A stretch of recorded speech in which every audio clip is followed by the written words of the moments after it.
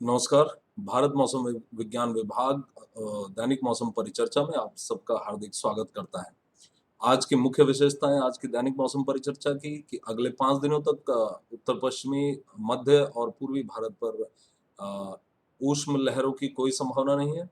और इसके बाद में एक अल्प दबाव का क्षेत्र विकसित होने की संभावना है 6 मई को दक्षिणी अंडमान सागर पर, जो कि एक चक्रीय परिसंचरण जो कि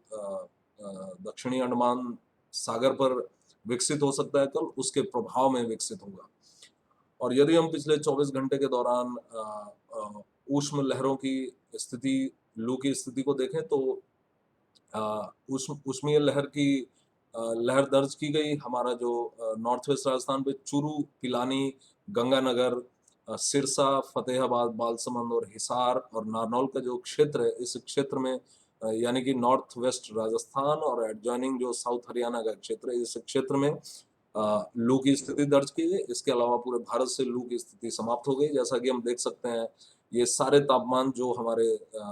43 डिग्री से लेकर के और 46 डिग्री और कहीं-कहीं तक 47 डिग्री तक जा रहे थे पिछले 3 दिन पहले। वो कल कल की शाम को हम देख सकते हैं कि वो 42 से 44 डिग्री में है और 45 डिग्री से अधिक का तापमान केवल 4 या 5 स्टेशनों पे दर्ज किया गया, उत्तर-पश्चिमी राजस्थान और दक्षिणी हरियाणा के। तो अगले 5 दिन आज जो ऊष्मीय लहर की स्थिति होगी, उसमें आज कोई भी ऊष्मीय लहर दर्ज नहीं की जाएगी और आज के बाद भी अगले 5 दिनों तक ऊष्मीय लहर पूरी तरह समाप्त रहेगी। लेकिन 6 तारीख से इस ऊष्मीय लहर के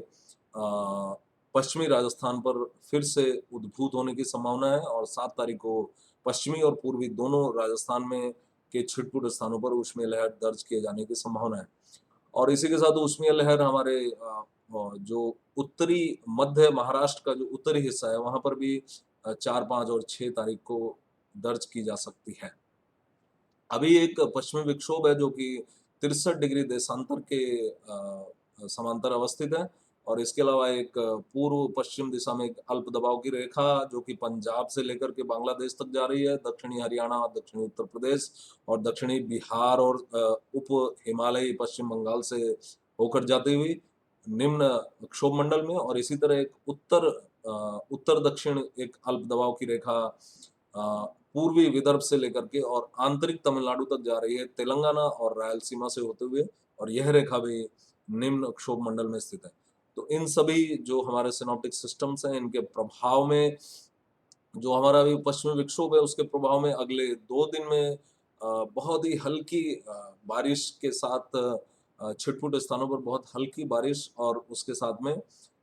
धूल भरी आंधी आने की संभावना है। पंजाब, हरियाणा, उत्तर प्रदेश और राजस्थान के छिटपुट स्थानों पर और अगर हम पश्चिमी हिमालयी क्षेत्र की बात करें तो यहाँ के कुछ स्थानों से लेके कई स्थानों तक हल्की से मध्यम वर्षा हो सकती है और जम्मू और कश्मीर पर अगले 24 घंटे में भारी वर्षा भी हो सकती है और अगर हम 5 तारीख को देखें तो 5 तारीख को भी इस वर्षा की तीव्रता पश्चिमी हिमालयी क्षेत्र पर थोड़ी कम रहेगी, लेकिन ये वर्षा 5 तारीख को भी रहेगी और 6 को केवल छिटपुट स्थानों पर वर्षा होकर के 7 को ये पूरा क्षेत्र पश्चिमी हिमालयी क्षेत्र और हमारा पूरा ये पंजाब, हरियाणा, राजस्थान और पश्चिमी उत्तर प्रदेश का क्षेत्र, यह पूरी तरह शुष्क हो जाएगा। और अब हम यदि इधर पूर्वी भारत की बात करें तो पूर्वी भारत में दक्षिणी पश्चिमी बंगाल की खाड़ी से आने वाली दक्षिणी पश्चिमी हवाओं के प्रभाव में पूर्वी भारत पर थंडरस्टॉर्म एक्टिविटी और उसके साथ में छिटपुट स्थानों पर 50 से 60 केएमपीएच की स्क्वेल की गतिविधि भी बिहार, झारखंड और उड़ीसा और पश्चिम बंगाल के छिटपुट स्थानों पर हो सकती है अगले 2 से 3 दिनों तक। और यदि पूर्वोत्तर भारत की बात करें तो यहाँ पर जो वर्षा की तीव्रता है वह भारी से अति भारी वर्षा आज त्रिपुरा पर संभव है और आसाम और मेघालय पर भारी वर्षा छिटपुट स्थानों पर संभव है और कल भी आसाम, मेघालय और त्रिपुरा पर भारी वर्षा की संभावना छिटपुट स्थानों पर रहेगी और साथ ही थंडरस्टॉर्म और उसके साथ में स्क्वेल की संभावना भी अगले 24 घंटे त्रिपुरा और मिजोरम और असम असम और मेघालय पर बनी हुई है। और अब यदि हम दक्षिणी प्रायद्वीपीय भारत की बात करें तो दक्षिणी प्रायद्वीपीय भारत पर केरल में अगले 2 दिन तक छिटपुट स्थानों पर भारी वर्षा आने की संभावना रहेगी और 5 तारीख को तमिलनाडु में भी छिटपुट स्थानों पर 1 या 2 स्टेशंस पर भारी वर्षा हो सकती है। और इसके अलावा जो हमारा अ अ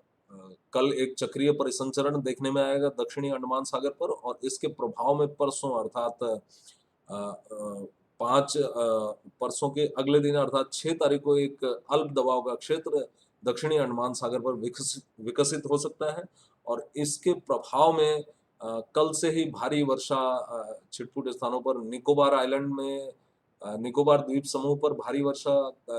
4 तारीख और 5 तारीख को और अंडमान द्वीप समूह में भारी वर्षा 6 तारीख और 7 तारीख को भारी से अति भारी वर्षा की संभावना बनी रहेगी और साथ ही साथ इस जो अल्प दबाव का क्षेत्र है इसके प्रभाव में अगले 3 दिनों तक 40 से 50 केएमपीएच गस्टिंग टू 60 केएमपीएच की हवाएं सबल हवाएं तेज हवाएं चलने की उम्मीद रहेगी दक्षिणी अंडमान सागर और उससे सटे हुए दक्षिण पूर्वी बंगाल की खाड़ी पर और फिर 6 तारीख को उत्तरी अंडमान सागर उससे सटे हुए पूर्व मध्य बंगाल की खाड़ी और दक्षिण पूर्वी बंगाल की खाड़ी और साथ ही दक्षिणी अंडमान सागर पर 50 से 60 किलोमीटर प्रति घंटे से लेकर के गस्टिंग टू 70 किलोमीटर प्रति घंटे तक की हवाएं चल सकती हैं और 7 तारीख को इन हवाओं की तीव्रता थोड़ी और बढ़ करके 60 से 70 किलोमीटर प्रति घंटे से लेकर 80 किलोमीटर प्रति घंटे तक हो सकती है मध्य पूर्व बंगाल की खाड़ी और उससे सटे हुए दक्षिण पूर्वी बंगाल की खाड़ी और उत्तरी अंडमान सागर पर। तो आज की दैनिक मौसम परिचर्चा के लिए आज इतना ही। कल हम फिर मिलेंगे दैनिक मौसम परिचर्चा के साथ अगले 5 दिनों के लिए। तब तक धन्यवाद।